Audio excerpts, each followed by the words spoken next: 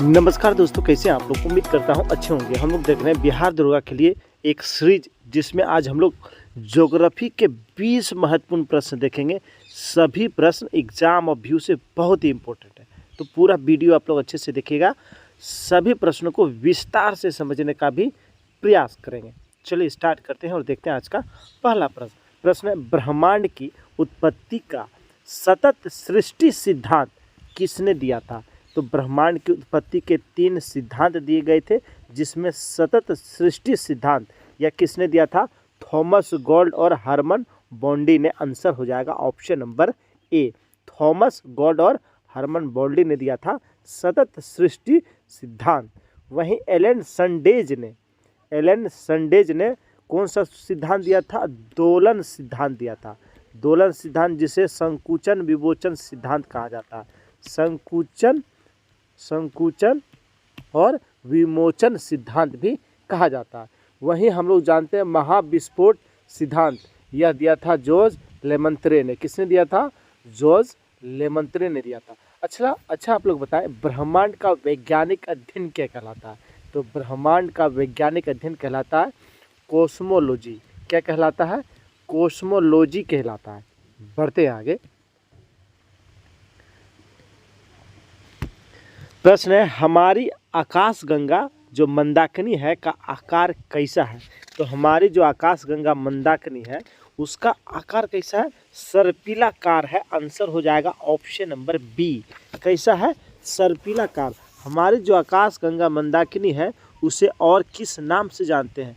तो दुग्ध मेखला या मिल्की वे के नाम से भी जाना जाता है, जिसकी 3 भुजाएं हैं। कितनी भुजाएं हैं। 3 भुजा हैं। इनमें से सूर्य की तरफ दूसरी भुजा, सूर्य इसमें जो है दूसरी भुजा की तरफ स्थित है। हमारी आकाशगंगा का जो व्यास है लगभग 1 लाख प्रकाश वर्ष है। कितना है। 1 लाख लाइट ईयर यानी प्रकाश वर्ष है। सूर्य जो केंद्र से लगभग 2/3 बाहर की ओर है। आकाशगंगा का एक चक्र, सूर्य जो है आकाशगंगा का एक चक्र 2250 लाख वर्ष में लगाता है। वहीं बात करें, हमारी जो आकाशगंगा का निकटवर्ती पड़ोसी आकाशगंगा है उसका नाम है देवयानी। हमारे आकाशगंगा का जो सबसे निकटवर्ती आकाशगंगा है उसका नाम है देवयानी, जो लगभग 20 लाख प्रकाश वर्ष दूर है। ब्रह्मांड में पाया जाने वाला नवीनतम आकाशगंगा जो खोज हुआ है उसका नाम है ड्वार्फ। क्या नाम है। ड्वार्फ नाम है। बढ़ते हैं आगे। प्रश्न, तारों का रंग निर्धारित होता है। तो तारों का निर्धारित रंग जो है उसका निर्धारण उसके ताप से होता है। किससे होता है। ताप से होता है। आंसर हो जाएगा ऑप्शन नंबर ए। उनकी आयु और उसका रंग का निर्धारण होता है। जो तारा जितना चमकीला होगा उसकी आयु जो है उतनी कम होगी। उसका आयु जो है कितना होगा, उतना कम होगा। वहीं तारों में पाए जाने वाली जो गैस होती है उसमें सबसे अधिक होता है हाइड्रोजन लगभग 71% पाया जाता है, जबकि हीलियम कितना पाया था 26.5% और अन्य तत्व 2.5% पाया जाता है। तारों में हाइड्रोजन का हीलियम में संलयन की प्रक्रिया होती है। कौन सी प्रक्रिया होती है। संलयन की प्रक्रिया होती है। बढ़ते हैं आगे। प्रश्न है, घूमता हुआ न्यूट्रॉन तारा क्या कहलाता है। तो घूमते हुए न्यूट्रॉन तारा को हम लोग पल्सर कहते हैं। क्या कहते हैं। पल्सर कहते हैं। वह न्यूट्रॉन तारा जो घूमते रहता है पल्सर कराता है, और जो विद्युत चुंबकीय तरंग छोड़ते हैं, यही पल्सर जो है विद्युत चुंबकीय तरंग छोड़ते हैं। न्यूट्रॉन तारा क्या होता है। तो सुपरनोवा विस्फोट में बिखरे न्यूट्रॉन युक्त तारीय पदार्थ न्यूट्रॉन तारा कहलाता है। वहीं बहुल तारे क्या होता है। तो 2 या 2 से अधिक तारों का निकाय बहुल तारा कहलाता है। और सुपरनोवा क्या होता है। तो 20 से अधिक मैग्नीट्यूड वाले तारे को सुपरनोवा कहा जाता है। 20 से अधिक मैग्नीट्यूड वाले तारे को क्या कहा जाता है। सुपरनोवा कहा जाता है। पढ़ते हैं आगे। प्रश्न है, सूर्य से पृथ्वी की दूरी कितनी है? तो लगभग 15 करोड़ किलोमीटर है सूर्य का पृथ्वी से दूरी। तो आंसर हो जाएगा ऑप्शन नंबर सी। जबकि सूर्य का प्रकाश पृथ्वी तक आने में कितना समय लगता है? 8 मिनट 16.6 सेकेंड का जो है समय लगता है सूर्य का प्रकाश पृथ्वी तक पहुंचने के लिए। वहीं कहा गया है कि सूर्य पृथ्वी से कितना गुना बड़ा है? तो 109 गुना बड़ा, 109 गुना बड़ा तथा 3,33,000 गुना भारी है। 3,33,000 गुना क्या है? भारी है। वहीं बात करें, सूर्य की आयु लगभग 5 अरब वर्ष निर्धारित है। 5 अरब वर्ष इसका निर्धारित है। और सूर्य का अगर व्यास पूछा जाए, सूर्य का अगर व्यास पूछा जाए तो वह कितना है? तो वह है 13,91,016 किलोमीटर। 13,91,016 किलोमीटर जो है सूर्य का क्या है? व्यास है। वहीं सूर्य में जो है रासायनिक संगठन में जो है हाइड्रोजन लगभग हम लोग देखें अभी कितना है हाइड्रोजन? तो 71% और हीलियम 26.5% और लिथियम यूरेनियम जैसे भारी तत्व भी है, सब मिला के 2.5% है। नाभिकीय संलयन द्वारा हाइड्रोजन का हीलियम में रूपांतरित होता है और यही जो है प्रक्रिया से सूर्य का जो ऊर्जा का स्रोत है। वही सूर्य का जो है सतह का तापमान कितना होता है? तो सूर्य का बाहरी सतह का जो तापमान होता है वह होता है 6000 डिग्री सेल्सियस। कितना होता है? 6000 डिग्री सेल्सियस। जबकि सूर्य का केंद्रीय भाग क्रोड जो कहते हैं, क्रोड, वहाँ का टेम्परेचर कितना होता है? तो वहाँ का टेम्परेचर कितना होता है? 15 करोड़, कितना? 15 करोड़ डिग्री सेल्सियस।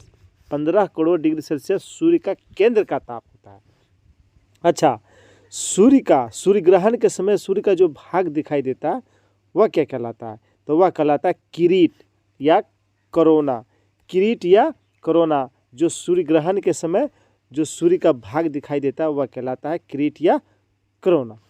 पढ़ते हैं आगे। प्रश्न है, पार्थिव या आंतरिक ग्रह में कौन शामिल नहीं है?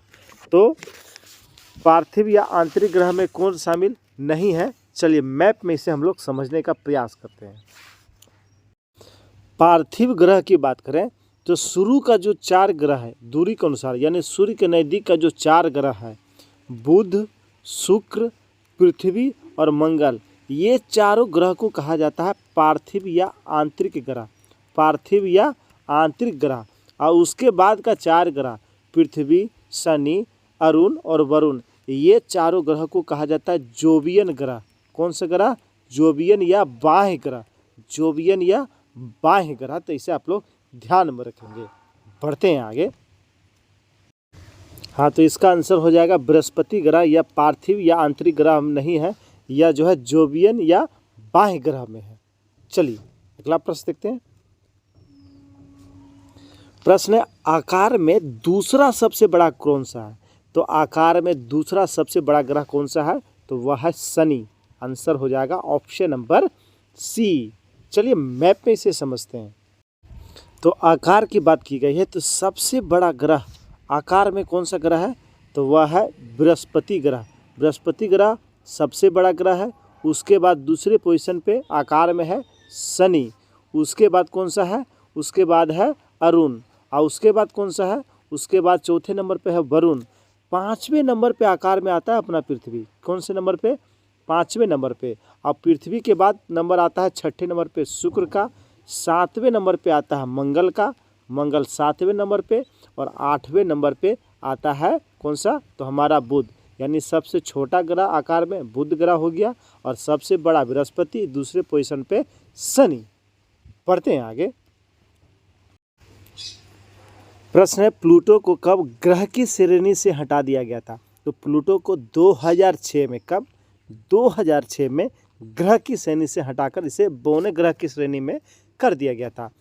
अंतर्राष्ट्रीय खगोलीय संघ IAU के प्राग सम्मेलन 2006 में जो हुआ था, उसमें प्लूटो को सौरमंडल से बाहर का ग्रह माना गया है। इसमें ग्रह के लिए एक नई परिभाषा दी गई जिसमें कहा गया कि वे आकाशीय पिंड ही सौरमंडल के ग्रह माने जाएंगे जो अपनी निश्चित कक्षा में सूर्य की परिक्रमा करता हो तथा वह किसी अन्य ग्रह की कक्षा को टच नहीं करता हो, यानी क्रॉस नहीं करता हो, उसकी परिक्रमा नहीं करता हो।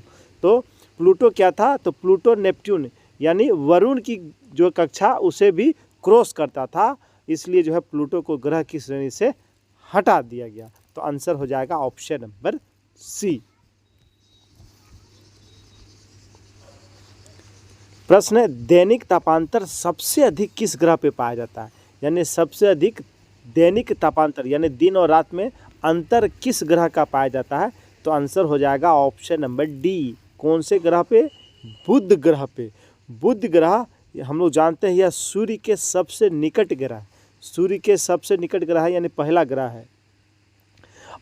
और इस कारण यह सूर्य की परिक्रमा जो है सबसे कम समय में, सूर्य की परिक्रमा यह सबसे कम समय में लगाता है। आकार के दृष्टि से भी यह जो है सबसे छोटा ग्रह है, आकार के दृष्टि से सबसे छोटा ग्रह है और इसके पास कोई भी उपग्रह नहीं है। कोई भी उपग्रह क्या है? नहीं है बुध के पास। बुध का जो दैनिक तापांतर है वह बहुत ज़्यादा उसमें अंतर पाया जाता है। वहाँ जो है दिन का सतह का तापमान होता है लगभग 467 डिग्री सेल्सियस और रात में वही टेम्परेचर होता है -170 डिग्री सेल्सियस। देख रहे हैं कितना का अंतर हो जा रहा है। वहीं इस ग्रह पर जो है कैरिलियस बेसिन पाया जाता है। बुध ग्रह पे कौन सा बेसिन? तो कैलिरिसस बेसिन जो है यह पाया जाता है बुध ग्रह पे। तो इसे भी आप लोग ध्यान में रखेंगे। चलिए बढ़ते हैं आगे।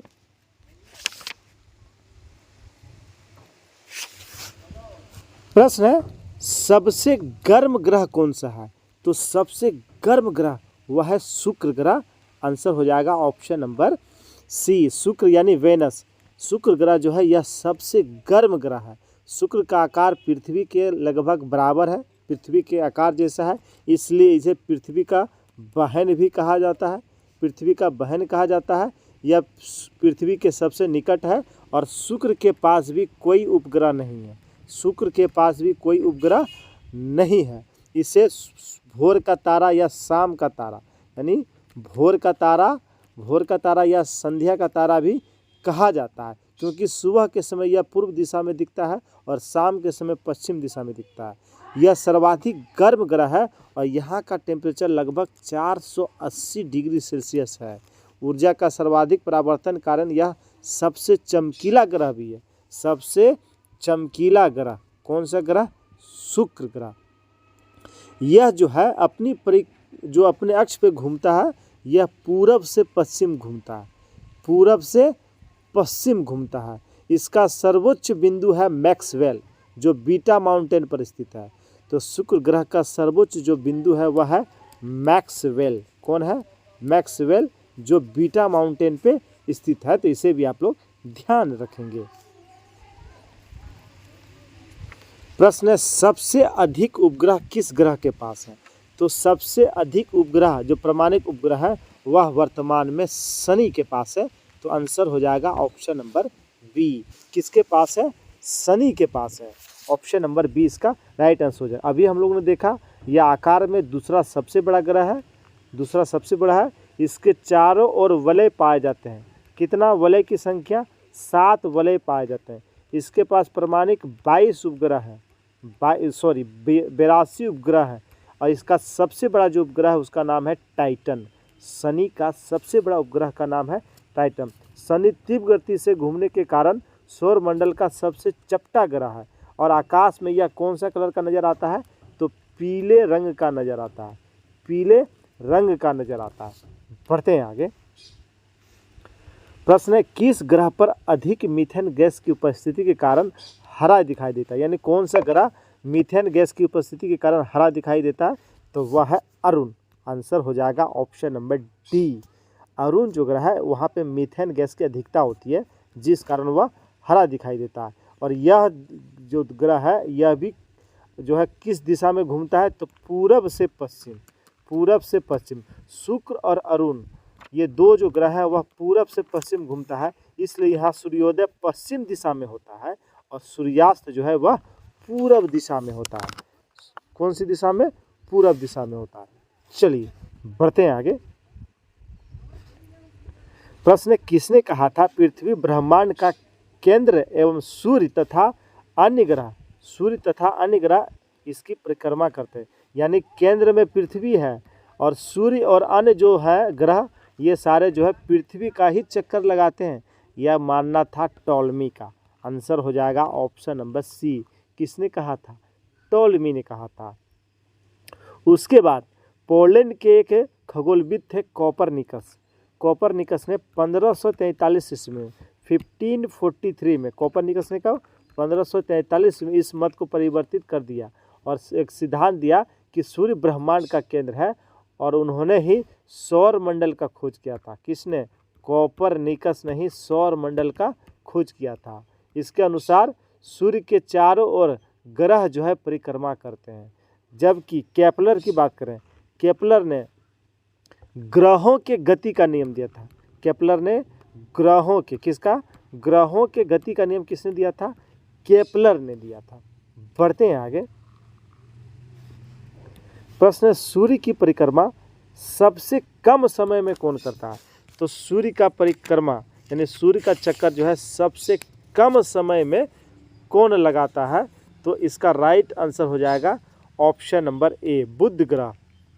बुध ग्रह सूर्य का जो एक चक्कर लगाता है केवल 88 दिन में। कितने दिन में? 88 दिन में। सबसे अधिक समय में लगाता है वरुण। वरुण जो है सूर्य का चक्कर 164.8 वर्ष में लगाता है। जबकि शुक्र ग्रह जो है यह 224.7 दिन में सूर्य का चक्कर लगाता है। वहीं पृथ्वी हम लोग जानते हैं 365.26 दिन में लगाता है। वहीं मंगल ग्रह जो है 687 दिन में सूर्य की एक चक्कर लगाता है। और बृहस्पति 11.9 वर्ष में, बृहस्पति ग्रह जो है 11.9 वर्ष में सूर्य का चक्कर लगाता है। अच्छा, अपने अक्ष पर सबसे तेजी से कौन घूमता है? यानी परिभ्रमण जो गति है वह सबसे अधिक किस ग्रह का है? तो परिभ्रमण गति सबसे अधिक है बृहस्पति का। बृहस्पति अपने अक्ष पे सबसे तेजी से घूमता है।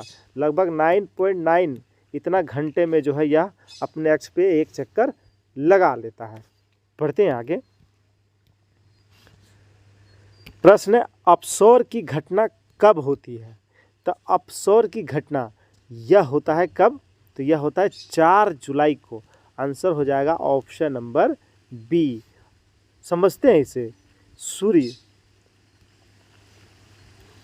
ये मान लेते हैं पृथ्वी है, पृथ्वी यहाँ भी पृथ्वी घूमते घूमते, तो अपसौर की घटना कब होती है? तो अपसौर की घटना उस स्थिति में होता है जब पृथ्वी सूर्य से अत्यधिक दूरी पर होता है। जब अधिक दूरी पे होगा तो वह घटना कहलाता है अपसौर। और यह होता है 4 जुलाई को। पृथ्वी जब सूर्य के नज़दीक होता है तो वह घटना कहलाती है उपसौर। कौन सी घटना कहलाती है? उपसौर, जिसे इंग्लिश में जिसे अन्य नाम से जानते हैं रवि नीच के नाम से जानते हैं। और यह घटना होता है 3 जनवरी को। कब होता है? 3 जनवरी को होता है। अपसौर की जब घटना होती है तो इसमें सूर्य और पृथ्वी की दूरी लगभग होता है 15.21 करोड़ किलोमीटर। 15.21 करोड़ मीटर। और उपसौर की स्थिति में इसकी दूरी होती है 14.73 करोड़। एग्जाम में ये आया हुआ प्रश्न है तो इसे भी ध्यान रखेंगे। अपसौर की स्थिति में सूर्य से पृथ्वी की दूरी 15.21 करोड़ और उपसौर की स्थिति में 14.73 करोड़ किलोमीटर होता है। बढ़ते हैं आगे। प्रश्न है, 2 अक्षांश रेखाओं के बीच की दूरी कितनी होती है? तो 2 अक्षांश रेखाओं की बीच की दूरी कितनी हो जाएगी? तो ये होता है 111.13 किलोमीटर। ऑप्शन में यहाँ 3 कर लीजिएगा तो आंसर हो जाएगा ऑप्शन नंबर बी। कितना होता है? 111.13 किलोमीटर होता है 2 अक्षांश रेखाओं की बीच की दूरी। कुल अक्षांश रेखाओं की संख्या कितनी है? तो 181। कितना है? 181 है। तो इसे भी आप लोग याद रखेंगे। 181। सबसे बड़ी जो अक्षांश रेखा होगा वह होता है भूमध्य रेखा वाली। भूमध्य रेखा वाली जो अक्षांश रेखा है वह सबसे बड़ी अक्षांश रेखा जिसे बृहद वृत्त भी कहा जाता है। पढ़ते हैं आगे। तो प्रश्न है अक्षांश रेखाओं की कुल संख्या कितनी होती है? तभी हम लोगों ने देखा 181 होता है। कितना होता है? 181 होता है। वहीं अक्षांश रेखा की बात आई तो भूमध्य रेखा के ऊपर और नीचे 23.5 डिग्री उत्तरी अक्षांश और 23.5 डिग्री दक्षिणी अक्षांश।